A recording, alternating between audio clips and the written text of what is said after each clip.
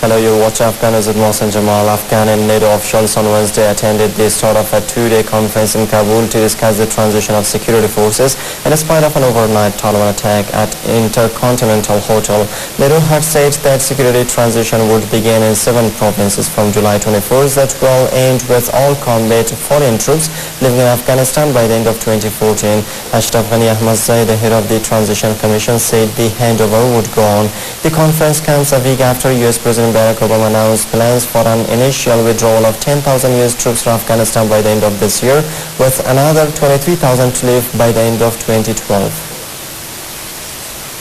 At least 10 Afghan civilians were killed when suicide bombers and heavily armed Taliban insurgents attacked a hotel frequented by Westerners in the Kabul late on Tuesday, Afghan officials said. Helicopters from the NATO-led force killed the last 3 insurgents in a final rooftop battle, a coalition spokesman said. The smoke rose from the roof of the Intercontinental Hotel as the sun rose over Kabul after a battle lasting several hours. The attack came the night before the start of a conference about the gradual transition of civil and military responsibility from foreign forces to Afghans.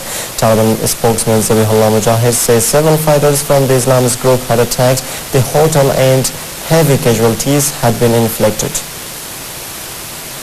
The U.S. Marine General expected to carry out President Obama's order to begin withdrawing U.S. troops from Afghanistan next month said Tuesday he supports the plan, but cautioned that successfully winding down the war will require progress on a wide front, including more help from allies and less Afghan corruption. Lieutenant General John R. Allen avoided offering a detailed analysis of the president's troop withdrawal plan. At the same time, Allen said in response to a question that the schedule set by the president is a bit more aggressive than anticipated.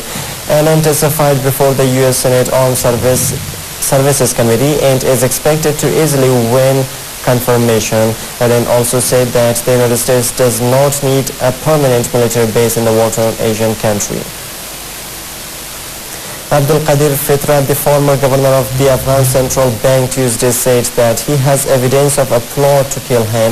Fitrat's comments come just hours after Rahmatullah Nazari, the Deputy Attorney General, said that Fitrat and other officials at the Central Bank face prosecution for not acting on warnings about widespread corruption at Kabul Bank. The bank was taken over last year by the Central Bank after claims that executives had granted themselves of the book loans worth a reported $900 million that were reportedly used to buy luxury properties in Dubai. Nazari said that the arrest warrant for Fitrat had been sent to Interpol and the U.S. Embassy in Kabul, calling for Fitrat to be returned to Afghanistan for questioning. Separately, Wahid Umar, a spokesman for President Hamid Karzai, said Tuesday Fitrat had not notified the government of his resignation. A Pakistani court has charged 6 members of the paramilitary forces and a civilian with murder of the videotaped killing of an unarmed man earlier this month. The charges Wednesday came 3 weeks after 22-year-old Sarfaraz Shah was killed in the southern city of Karachi. The video shows a civilian dragging Shah over to a group of paramilitary soldiers and Shah pleading for his life before being shot and later died at a Karachi hospital. All of the accused have denied the charges. The paramilitary force says the man was armed and trying to rob someone when he was detained. The presidents of China and Sudan have cemented economic ties between their countries during a state visit by Omar al-Bashir, the Sudan's leader, to Beijing.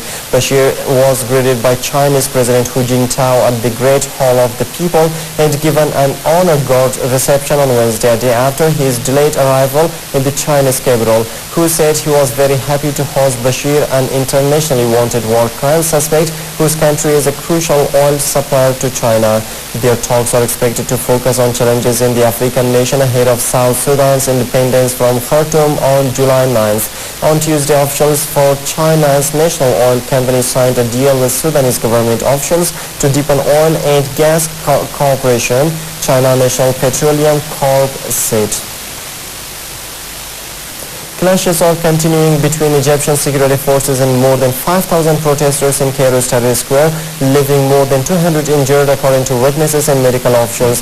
Tahrir Square, the epicenter of protests that toppled Hosni Mubarak, Egypt's former president, remained sealed off early on Wednesday as lines of security forces and riot gear battled to regain control from demonstrators. Witnesses said the clashes started on Tuesday when police tried to clear a sit-in at the state TV building, which included families of those killed during the country's revolution earlier this year. The Ministry of Interior said in a statement on Tuesday that people who claim to be families of martyrs tried to break into the theater in which the service was held. Libyan rebels seeking to oust Muammar Gaddafi from power launched machine gun fire from a position near the Daphnia front line, 30 kilometers west of the rebel-held western city of Misrata. Fighting has been largely on Misrata's four western and eastern edges, where the rebel fighters are facing better equipped and better trained government forces. One rebel fighter said his forces were facing arbitrary artillery fire from pro-Gaddafi forces and that he expected a long drawn-out battle. The rebels are trying to inch towards the Libyan capital Tripoli from Misrata east of the capital and from the western mountains region to the capital's southwest. A 48-hour general strike is underway in Greece as the country's parliament debates a new round of austerity measures that will help the government secure loans it says are necessary to stave off the threat of bankruptcy. Protests held as part of the strike in the capital Athens on Tuesday turned violent after hundreds of young people, many wearing gas masks and scarves covering their faces, hurled rocks and pieces of broken masonry at riot police. Some reports indicated that protesters had also thrown homemade fire bombs. The police responded by firing tear gas at the protesters, detaining 18 of them and laying formal arrest charges against 3, while 21 police officers were injured in the clashes, officials said. The strike has been called by unions who said the proposed $40 billion cuts would slap taxes on minimum wage earners and other struggling Greeks already hurting from previous rounds of cuts. And that Christine Lagarde, the French finance minister, has been named as the first ever female chief of the International Monetary Fund, the international lender has announced. Lagarde was elected at a meeting of the IMF's 24-member executive board on Tuesday. The IMF said in a statement that she was elected by consensus rather than a vote to serve as IMF managing director and madam chair of the executive board for a 5-year term starting on July 5th. 2011. The office of President Nicolas Sarkozy termed the appointment a victory for France. Lagarde, 55, is the first woman to head the lending organization, succeeding Dominique Strauss-Kahn, who resigned last month after being charged with sexually assaulting a housekeeper in a New York City hotel.